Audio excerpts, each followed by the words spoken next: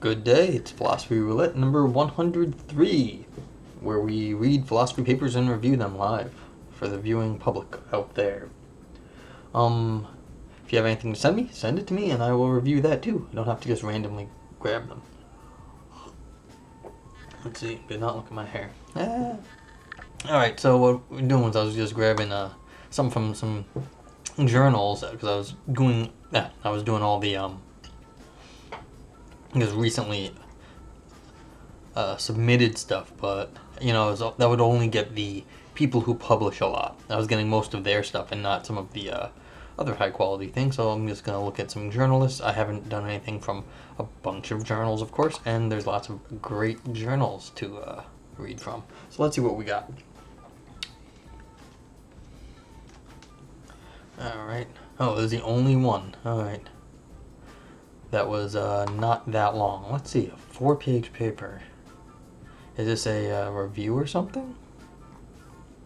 Let's see. Let's see if it's there. Nope. Okay, so we're not doing no Journal of Philosophy stuffs. Let's try. Let's see if I didn't do anything in Mind. I don't remember doing anything in Mind recently. Let's take a look. Okay. Statistical evidence normalcy and the gate crasher paradox. To shape a world. Well, let's take a look at the gate crashing. Maybe that'll be fun. Self-located belief in updating on learning. Review. Compassionate more real. Review.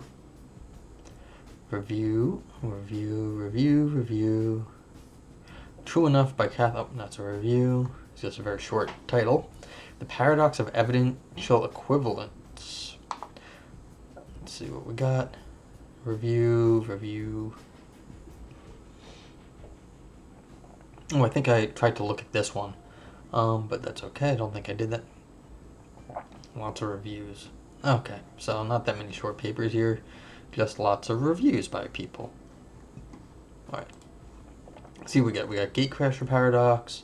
And we've got so many paradoxes. Is there any way to tell the difference between one or the other? Well, let's see what's available. Alright, that's there. And this one's here. So, then we go by length.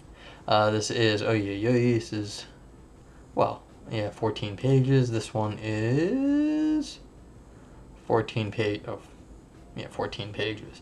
Okay, so I clicked on this one first. So let's see, then we go see if one of them has too much mathematical content to be read. Let's just see. 14 pages, and let's see how much science and logic there is, because I can't read it all. Yes, getting into some formulas here. Alright, let's see the other one.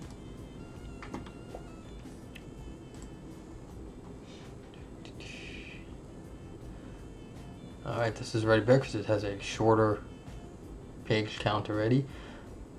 Alright, so this also has math and whatnot on it.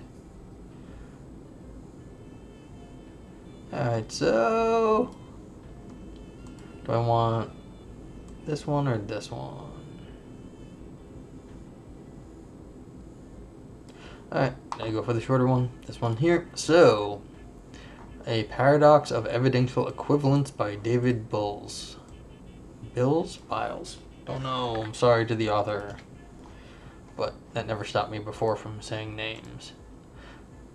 If you are joining me live, I had a few viewers this morning. It was cool. I like having an audience. You can grab the link here in the show notes. In the chat box by typing !paper. And shows right up.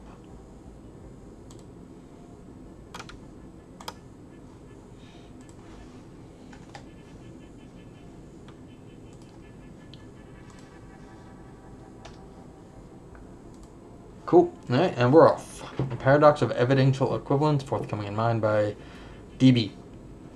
Different pieces of evidence are about different things. Some of our evidence is about coins, and some of our evidence is about dinosaurs. It is natural to think that there is some interesting connection between facts and about what a piece of evidence is about and evidential aboutness.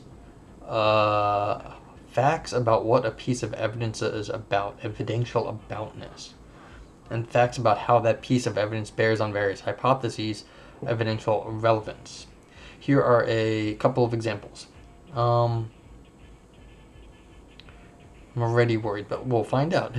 Because I don't know what this aboutness is in this context. Suppose that I am about to roll a pair of dice. Any evidence that that is entirely about how the first die will land seems to be evidently irrelevant how the second die will land. No, you have to assume they're fair dice. That doesn't, so just you're under normal circumstances. So you've already made the assumption when it comes to probability. You have to be real careful with probabilistic stuff. After all, the two dice are independent of one another. Says who? You are assuming you're fair dice, but that is an assumption. Now consider a more philosophical example, the Raven's paradox. Intuitively, the fact that this shoe is white seems to be evidentially irrelevant to the claim that all ravens are black. After all, the fact that this shoe is white is not at all about ravens. Of course, there may well be a good reason to resist this intuitive verdict. At this point, these examples merely serve to illustrate a certain phenomenon. Whatever the connection is between evidential aboutness and evidential relevance, it seems obvious that it should respect the following platitude about evidence. Evidential equivalence. If one is rationally certain that E1 is true if and only if E2 is true, then for any H, it is rationally required that the credence of H given E1 is equal to the credence of H given E2. Okay, so for some evidence, and you've got for some H, your credence should be equal if the evidence is equal. Alright, in other words, even if E1 and E2 differ over what they are about, they should surely have the same evidential relevance towards H if one is rationally certain that they're either both true or both false. Okay. The purpose of this paper is to present a paradox that seems to cast some doubt on evidential equivalence by exploiting certain fine-grained features of evidential aboutness. While I ultimately wish to retain evidential equivalence, I believe the paradox shows that our intuitive conception of inadmissible evidence and independent evidence are sensitive to facts about evidential aboutness in an interesting way. Okie dokie. Alright, so details here. In sections 1 and 2, I analyze two cases and argue that we ought to have a particular conditional credence in those cases, and in section 3, I show why these conditional credences violate evidential equivalence. In section 4, I respond to some natural worries about the case, and in sections 5 and 6, I give some independent motivations for and against evidential equivalence. Finite coins. Okay, finite coins. Consider the following case, finite coins. Suppose you are in a room with a countable infinity of people. I don't know what size room that is then, so how are you in it? And each of you flips a coin without looking at the result. You know that all the coin flips are fair and independent. How do you know such things? These are such weird things to know. I then inform you that something remarkable has happened. Almost every coin landed tails. More precisely, only finitely many coins landed heads. Now what should your credence be that your coins landed heads? I would deny that the coins are fair at that point. It seems like your credence should drop from 1/2. Yeah. I mean, because that's what they said. There's an infinite number of coins, and then if only a certain countable number of them, that would mean there's an infinite tails and then not an infinite heads, and so you add some small number to infinity, you still get infinity. Given that almost every coin landed tails, what's the chance that you are one of the vanishingly few head flippers? Well, after all, the evidence that almost every coin landed tails should at least count as some evidence that you are one of the tail flippers. Analogously, if you have a ticket for a lottery where almost every ticket is a losing ticket, almost every coin is a tails coin, then if the lottery is fair, if every coin is equally likely to be one of the heads coins, then you should think you probably have a losing ticket. You probably have a tails coin. Here are some more formal arguments for the stronger conclusion that you should in fact lower your credence to 0. See, here's the problem. You've got this ridiculous room. You're all in a room that's with infinite people, but you're in it. So you've got an impossible setup, and then you say something happened in that impossible setup. And these sorts of things, I know people have intuitions about what things should be like for most of these cases. I, for whatever reason, have completely lost my intuitions on these things as soon as you have an impossible setup like this. I don't know what I'm supposed to be thinking. I know all the mathematicians there understand these things very clearly, but I don't. So it's like you have an infinite number of people, but you're in a room. So that doesn't make any sense. And how would I know that they're all fair with an infinite number of fair coins? How would anyone ever have that sort of epistemic access? Now, if you're doing the metaphysics of this is a metaphysical thing, then we've got a very weird thing, because you're metaphysically defining them as fair and then saying that it didn't turn out fair in the end. So then how do you know your metaphysics is right? Yeah, I discount that. Okay, so these are my worries about these sorts of setups, but other people seem to have completely different intuitions than me, as per usual. Okay, so first there is an accuracy argument. For every agent A in the room, let AHA be the proposition that A flipped heads, and suppose that you wanted to minimize your inaccuracy with respect to each AHA. On standard measures of inaccuracy, such as the Breyer score, if you stick with 1/2 for each AHA upon being informed that only finitely many agents flipped heads, you will accrue an equal finite amount of inaccuracy for each AHA. Since there are infinitely many agents in total, you will expect to accrue an infinite amount of inaccuracy. However, suppose you drop your credence to 0 for each HA. Then you will accrue no inaccuracy for all the head tails flippers, and you will accrue some equal finite amount of inaccuracy for each head flipper. Since there are only finitely many head flippers, you know you will only have a finite amount of inaccuracy. Having a finite amount of inaccuracy is better than having an infinite amount. I don't know if that's true, because again, I don't know what an infinite amount of inaccuracy is. So you should drop to 0 in each HA rather than sticking to 1/2 in each HA. Okay, I mean, yes, if you're just going to go with the math route, then sure, you want less inaccuracy, so you do the thing that drops it to 0. Second, there's a Dutch book argument. Ooh, Dutch. We shouldn't really call it Dutch book arguments, because it was making fun of the Dutch for being stupid. So it's like saying an idiot book argument. So it's really an anti-Dutch statement, and we should be nicer to the Dutch people. They are not stupid.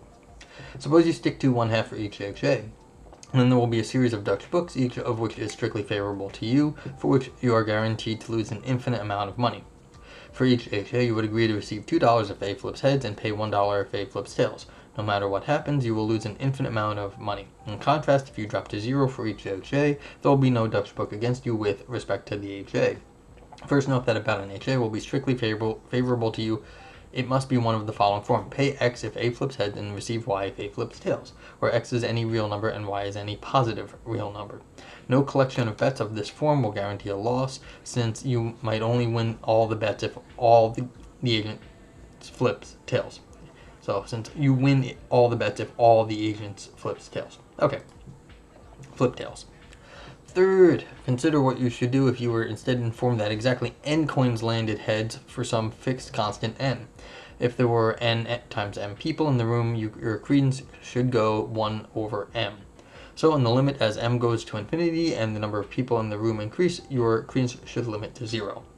So I claim that if there were countably many people in the room who flipped fair coins, and you were informed that exactly n coins landed heads, your credence that your coin landed heads ought to drop to 0.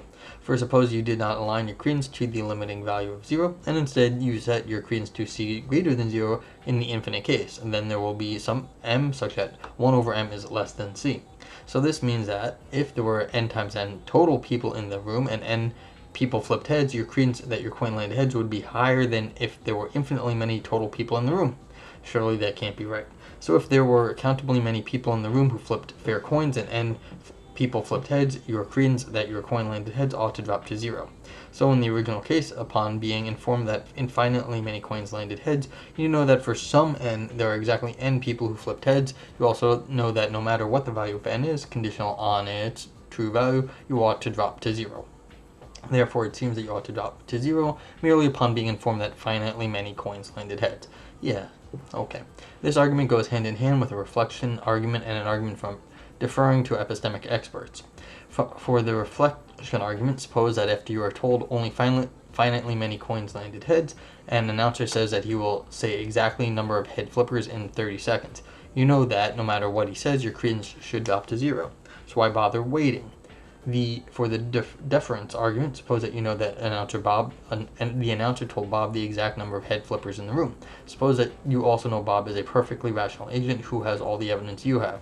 You therefore know Bob's credence that your coin landed heads is 0, and you know that he is a rational agent who has strictly more relevant evidence than you do, so you should have the exact same credence as him. Intuitively, however, the addition of the announcer and Bob is irrelevant. Whatever your credence should be in the original case, it should be in the same in the modified cases with the announcer and Bob. Okay, so let's get finite coins. Okay, that's much more realistic to me. Next, considering the following variant of the case: finite coins star. Again, you are in a room with countably many people, and each of you flips a coin without looking at the result. You know that all the coin flips are fair and independent. This time, you will only be told information about the other people in the room, excluding you. Let S be the set of these people. I inform you that the following remarkable piece of information: only finitely many people in S flipped heads. What should your credence be about your coin landed heads? The answer to finite coins seems obvious. You should clearly stay at 1/2. The piece of information you received has nothing to do with your coin, since it is stipulated that you are certain that each flip is independent of any other. Because of this, your rational credence in the proposition is that your coin landed heads should not change upon learning that only finitely many people in S flipped heads. Consider the following modified case: pass coins. In this time, you are alone in a room holding a fair coin that you have yet to flip. Before you flip your fair coin, someone informs you of the following fact: last year, there was once a time where countably many people in the same room all flipped coins, and remarkably, only finitely many of them landed heads. Well, that's not remarkable at all. That's normal. After receiving this curious bit of information about the past events in the room, what should your credence be that the fair coin you haven't flipped will land heads? The answer seems clear. Your credence should be 1 out of 2. This follows from the principle. You should conform your credence to the objective chance of 1/2 that your unflipped fair coin will land heads. Could one resist this conclusion by claiming that the evidence you received about the events that transpired last year counts as inadmissible information? Given that the evidence you received was entirely about events in the past and did not involve any exotic information about time travelers or crystal balls, this suggestion is implausible. Could one think that past coins should be treated differently than finite coins star? It's hard to see how the mere temporal distance between your flip and the other people's flips could be relevant. Surely it couldn't be. Don't call me Shirley. Surely it shouldn't be relevant if the other people flipped 1 minute earlier than you, rather than 1 year earlier than you. It's hard to believe that there is a crucial difference if flips happen simultaneously with yours, as in finite coin star, rather than slightly before.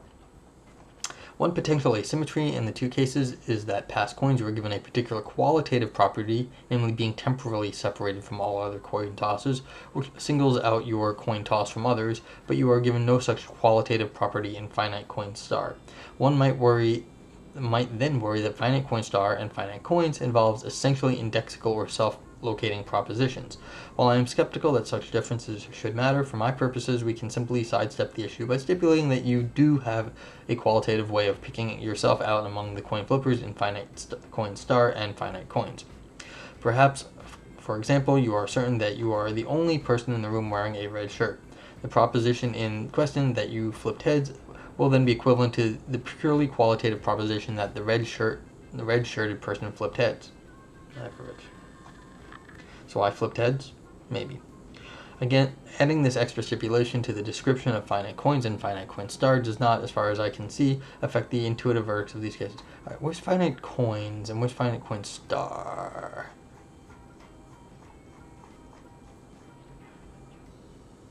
Yeah, okay, so... Okay, finite coins is this, but you're countably infinity number of people, and finite coins is just different from the just countably many people.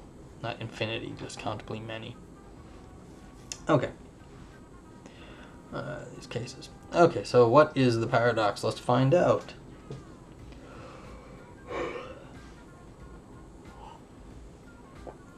Let E1 be the original piece of evidence that finitely many people in total flipped heads. Let us generalize a second piece of evidence.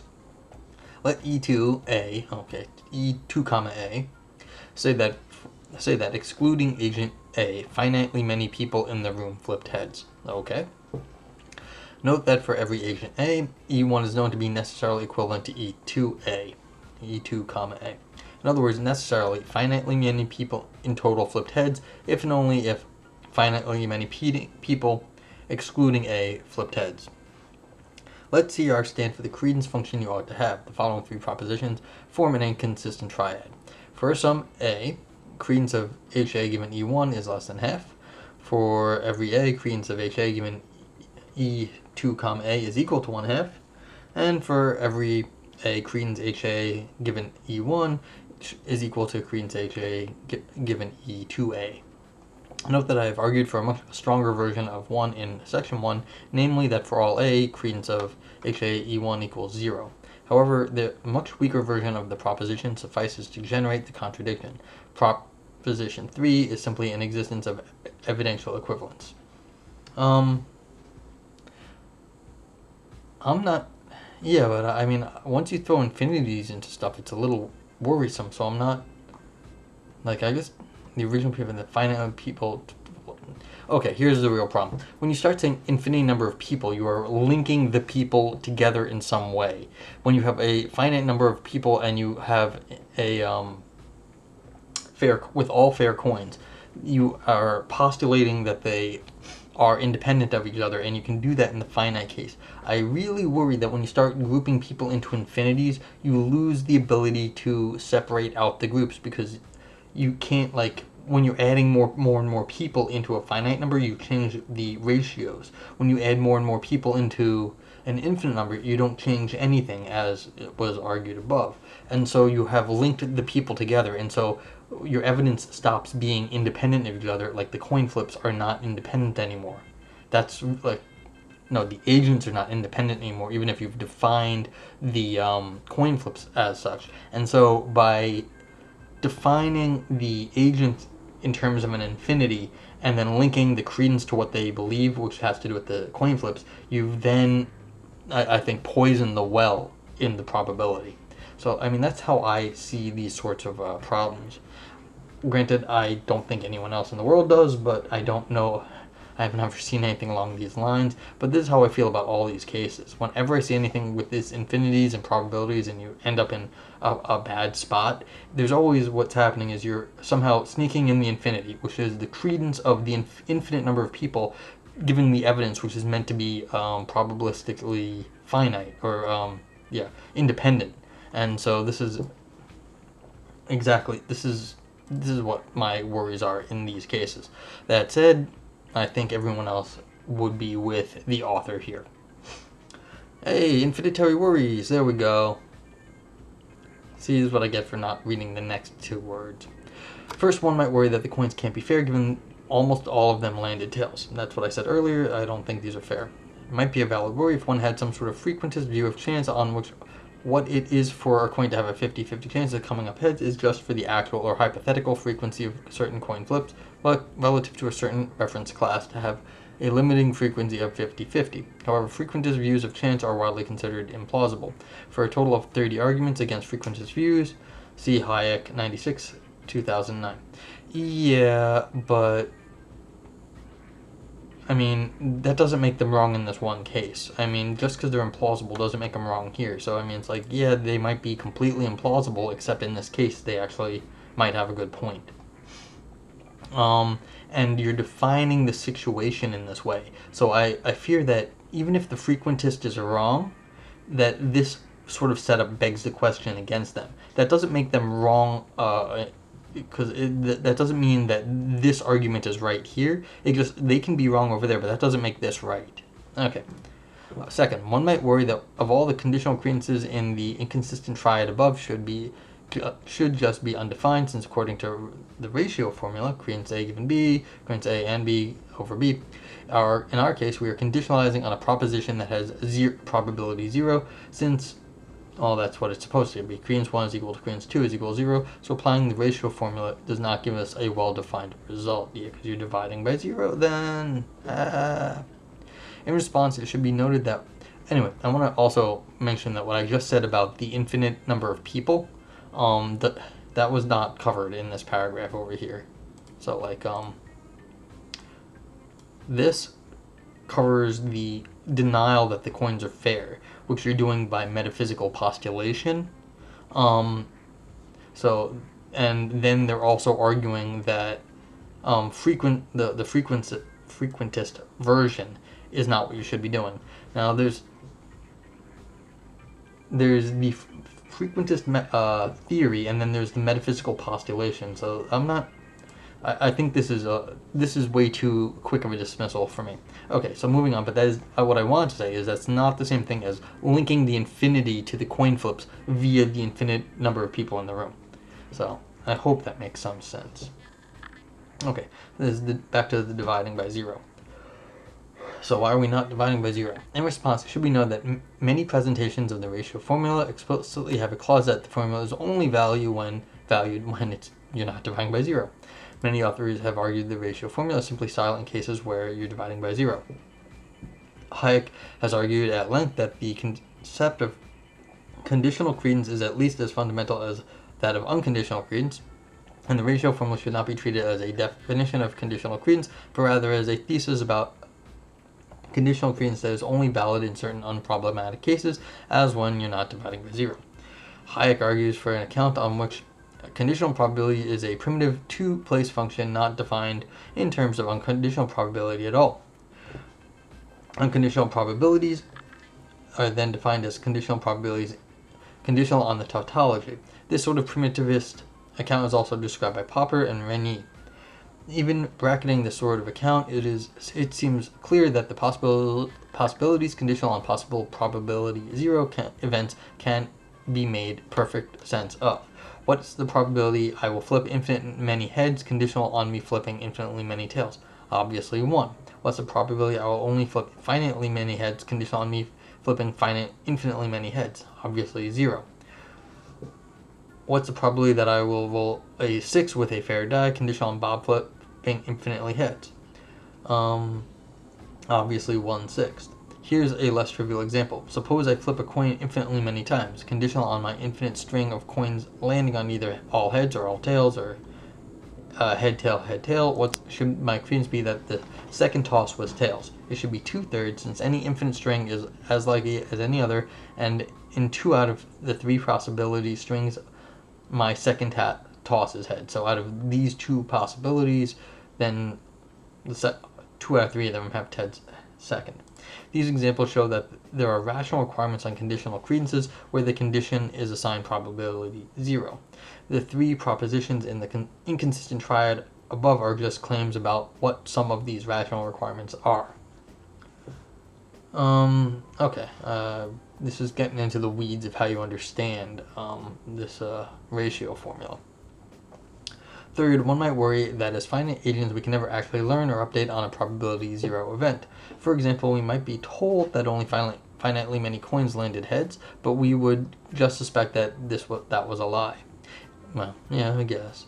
In response, it should be noted that the inconsistent triad above is entirely in terms of conditional probabilities, even if it is in principle impossible to update on probability 0 event, which is very contentious. I do not need to assume that it is possible to run the paradox. Yeah, so you just don't believe the setup, which is different from my metaphysical problems with the setup. I understand what you're supposed to update on here, but that's okay. Given these 3 points, what are the prospects for a view that denies all 3 propositions in the inconsistent triad by saying that all credences conditional on 0 probability propositions, henceforth null probabilities, are ill-defined? I see 3 problems with such a view. First, it seems like many null probabilities are entirely unproblematic. Surely it is a rational requirement that credence of A given A equals 1, given that A is any continued proposition compatible with one's evidence.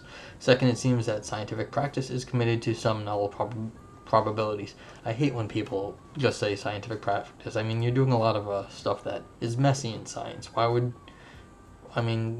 don't see that as necessarily good for any random proposition. But anyway, as Mervold 2015 notes, it seems that we have to regard some null probabilities as well defined in order to do justice to statistical practice. Statistical practice uses likelihood functions that assign well-defined null probabilities to data conditional on particular probability 0 points, values some continuously some particular probability 0 point values of some continuously varying parameter. Third, as Dorr argues, it seems that we need well-defined null probabilities to give a satisfactory account of objective chance. Null probabilities are needed to express how the chances at earlier times evolve into the chances at later times. The chance function is some later time t2 is just the chance function at some earlier time t1, conditional on the complete truth about the history between t1 and t2, whose chance at t1 may well be 0. For these reasons, I regard the position that all null probabilities are simply ill-defined as far too radical. Okay, I guess not much to say about that. There is a lot of stuff where things you wouldn't expect to get used. Do I know if all the examples that the author just gave are relevant here? No, and I can't argue against them either. So I'm going to assume the evidence is good for what the author is saying here. So that's fine. Ooh, hyperintentional evidence. Okay. So far, I have only argued in favor of the first two propositions in the inconsistent triad above. In order to put the case against evidential equivalence in its strongest light, I would like to briefly give some independent positive motivation for getting out of the paradox by rejecting proposition 3, and hence rejecting evidential equivalence. One way to reject evidential equivalence is to think that Bayesians should treat evidence hyperintentionally, by making important epistemic distinctions among necessarily equivalent pieces of evidence. Why I think that evidence is hyperintentional? Because aboutness is hyperintentional, and it is natural to think that facts about evidential relevance are sensitive to what the evidence is about. In the inconsistent triad above, E1 is evidentially related to the state of everyone's coin since it is partially about everyone's coin. On the other hand, E2, A is not evidentially related to the state of A's coin since it is not even about A's coin. I believe that the strong intuitions pulling us in opposite directions in the inconsistent triad are entirely due to the hyperintentionality of aboutness. The cases of finite coins and finite coin star motivate the thought that certain central concepts in Bayesian epistemology, namely independence and inadmissible, are intuitively hyperintentional. Intuitively, we want to say that evidence that is entirely about the outcomes of distinct coin tosses should be regarded as independent of your own coin toss. This has the consequence that the evidence received in finite coin star should be regarded as probabilistically independent of your own coin toss, while the evidence received in finite coins need not be regarded as probabilistically independent. Wait, so why is this one not probably independent? What are we doing here that's different? Well, I mean, I guess this is just what we want to say. Okay, maybe not. Alright, why is this intuitive? I'm not sure what the concept of intuitivity is here. Like, what is... I mean, I don't have the same intuitions as other people, as per usual, but I don't know, so I have no idea what this intuitively is here.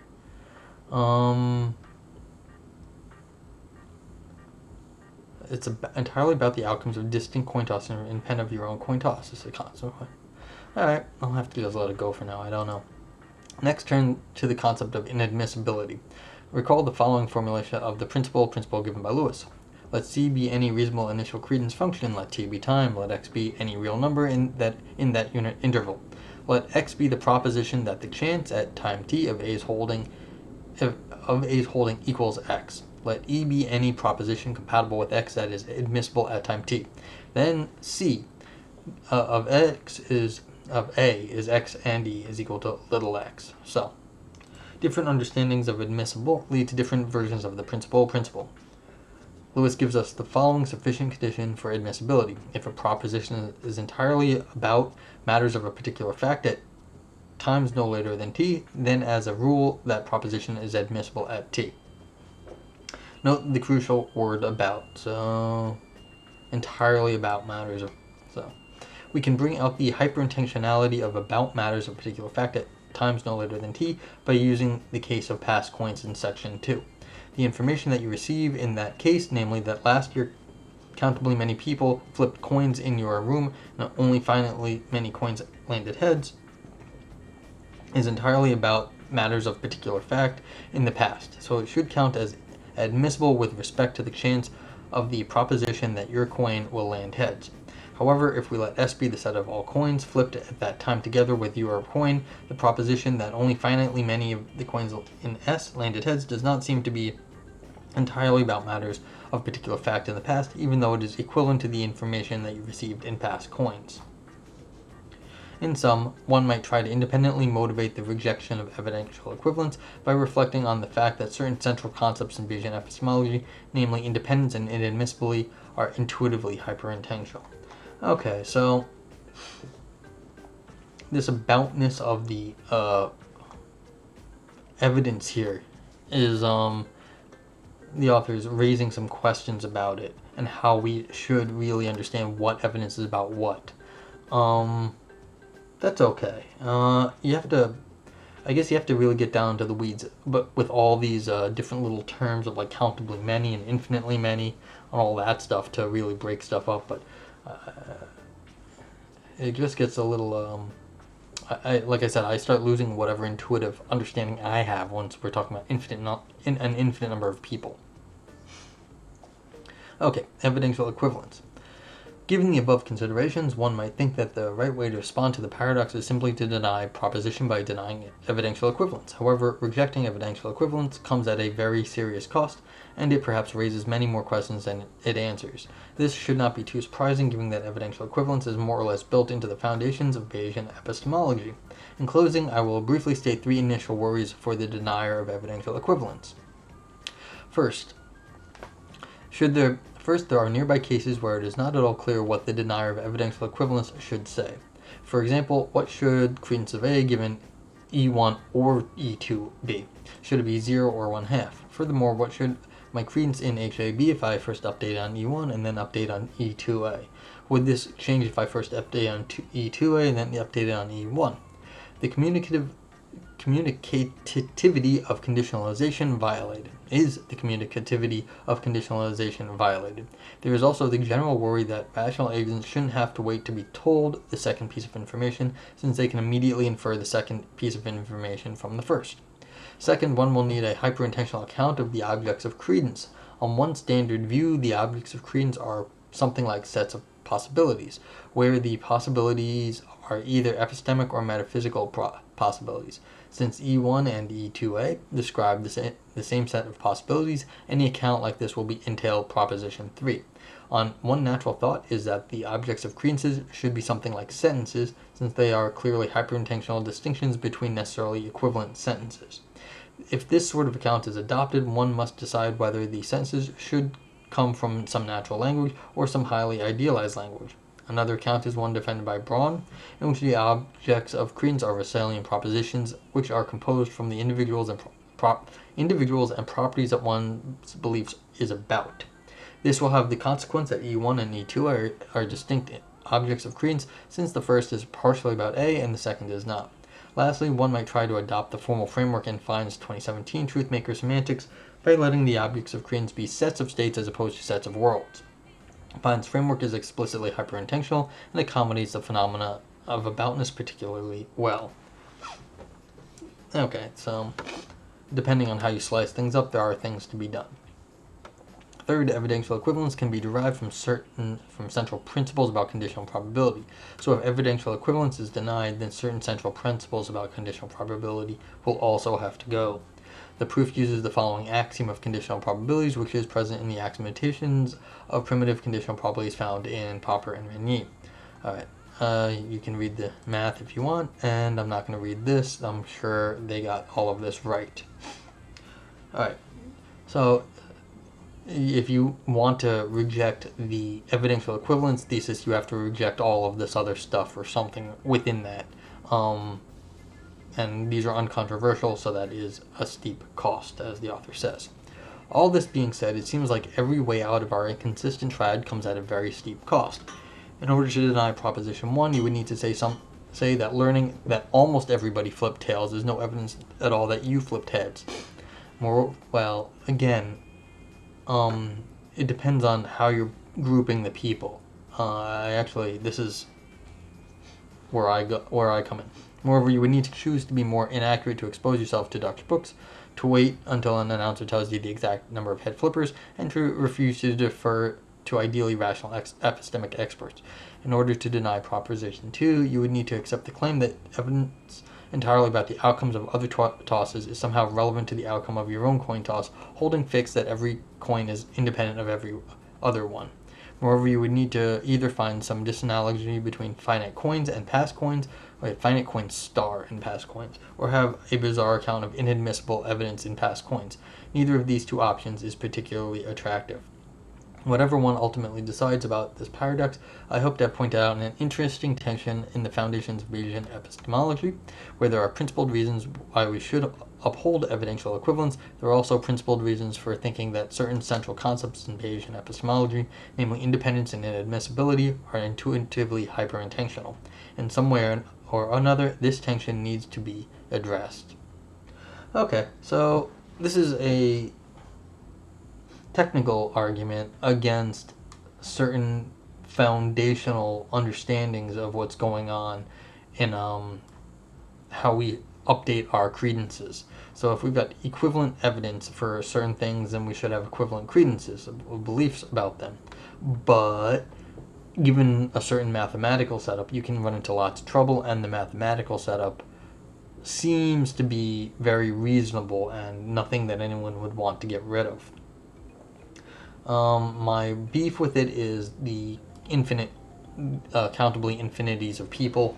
I don't know what a countably infinity of people is, because this groups the people together in a way, I fear, that breaks the independence of what they're doing. I think you're sneaking in the non-independence of the coin flips by doing that. That's just me. I don't think anyone else believes me, but that's okay. Other than that, this was well done. Well, no, in spite of my complaints, this was a well done paper in that they go through everything else pretty nicely, straightforward, and then just show you that you can't have all the things all at once because E1 should be equal to E2 here. Because the same stuff. Okay, so that's it for now. Something interesting to think about: credences and probabilities, because it doesn't really say anything about the probabilities, but how we link the probabilities. What that means if there are, what's it called? If you've got evidential equivalence, what do you do with equivalent evidence, and how do you deal with that? Okay, so that's about it. If anyone has any questions, let me know. We do have viewers, so otherwise, have a great night, stay safe out there, and I guess I'll be back in the morning. Okay, bye-bye.